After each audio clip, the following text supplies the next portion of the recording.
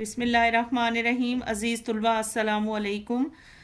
جماعت ناہم کا سبق ہے حمد۔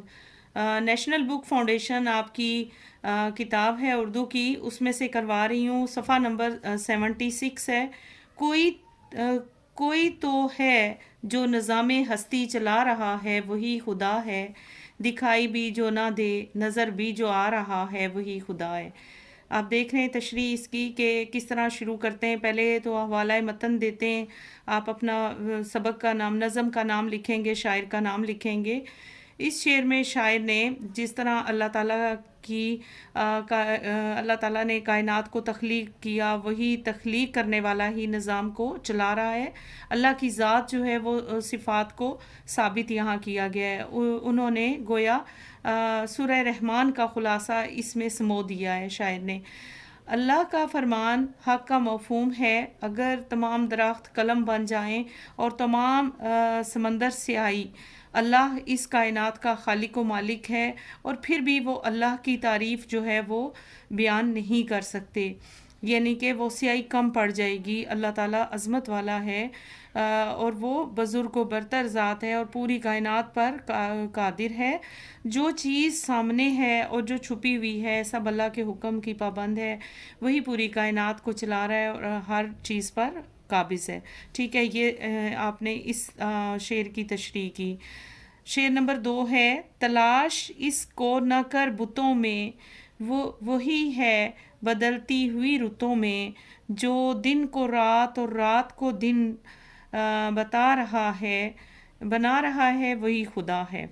اس شعر میں بھی آپ یوں لکھیں گے کہ شاعر کہتا ہے کہ اللہ تعالیٰ کو پتھر کے بنے ہوئے بتوں میں تلاش مت کرو، کیونکہ وہ پتھر سے ایک بت کی شکل اختیار کرنے تک محدود، خود تو کسی انسان کے محتاج ہوتے ہیں۔ جو یعنی کہ بت بنے ہوئے پتھروں کے، وہ تو انسان کے محتاج ہیں۔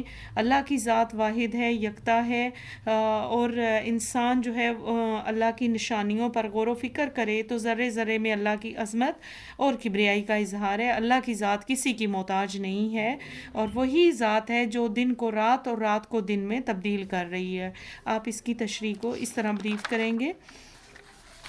پھر ہے اللہ تعالیٰ کا ارشاد ہے، بے شک آسمان اور زمین کی پیدائش اور دن اور رات کے آنے جانے میں عقل والوں کے لیے بہت سی نشانیاں ہیں۔ ٹھیک ہے جی۔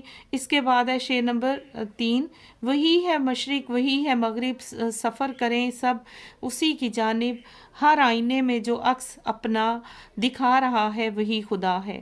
اب اس شعر میں بیٹا کیا بتایا گیا ہے کہ اس شعر میں شاعر کہتے ہیں کہ اللہ تعالیٰ مشرق و مغرب اور اس کے درمیان موجود تمام چیزوں کا رب اور خالق و مالک ہے۔ انسان کو چاہیے کہ وہ دنیاوی اور دینی تمام امور میں اسی کو اپنا کارساز بنائیں، اللہ کو ہی اپنا خالق حقیقی جانے۔ کائنات کی ہر چیز اللہ کے کرشمے میں دکھائی دیتے ہیں۔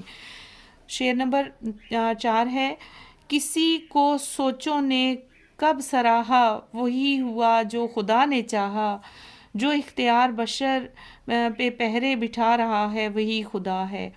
کب سراہا یعنی کب کون تعریف کر سکتا ہے سوائے اللہ تعالیٰ جو ہے کسی کو اختیار دے، یا اللہ تعالیٰ کسی کو اتنی ہمت دے کہ وہ اچھے کام کرے گا تو لوگ اس کی تعریف کریں گے۔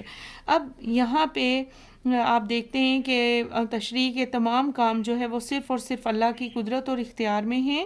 انسان کی سوچوں کا دائرہ کار بہت وسیع ہے، اللہ جو چاہتا ہے کرتا ہے۔ اللہ کی قدرت اور اختیار اس قدر وسیع ہے کہ کائنات کا ذرہ ذرہ اس کا غلام اور محکوم ہے، اور وہ اپنی ہر مرضی اور چاہت پوری کر سکتا ہے۔ اللہ کو اختیار ہے، جو کام کو ہونے کا حکم دیتا ہے اور جو کام ہو جاتا ہے، یعنی جب جو اللہ حکم دیتا ہے وہ کام ہو کر رہتا ہے۔ جس چیز کو اللہ حکم دیتا ہے کہ ہو جا تو بس وہ ہو جاتی ہے۔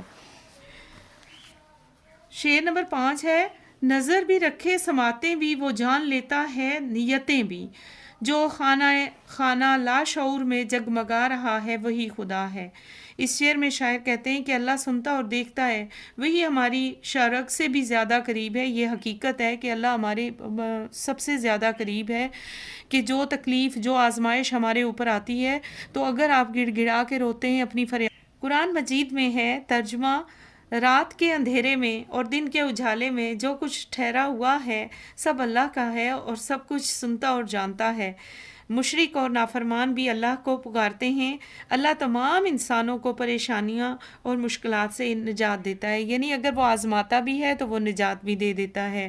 اللہ تعالیٰ اپنے بندوں کو آزماتا ہے، ٹھیک ہے، وہ ہماری فریادیں سنتا ہے اور وہ دیکھتا ہے کہ ہماری نیت کیا ہے۔ اللہ تعالیٰ ہماری نیت کو بھی جانتا ہے اور اللہ ہمارے ارادوں کو جانتا ہے، ٹھیک ہے۔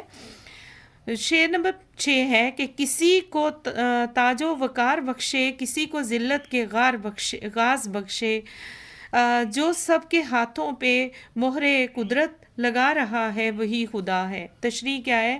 عزت اور ذلت اللہ کے ہاتھ میں ہے، ٹھیک ہے، اور جسے چاہتا ہے وہ اللہ عزت دیتا ہے، شان و شوکت عطا کرتا ہے، اور جسے چاہتا ہے عزت دیتا ہے اور پھر امتحان بھی لیتا ہے۔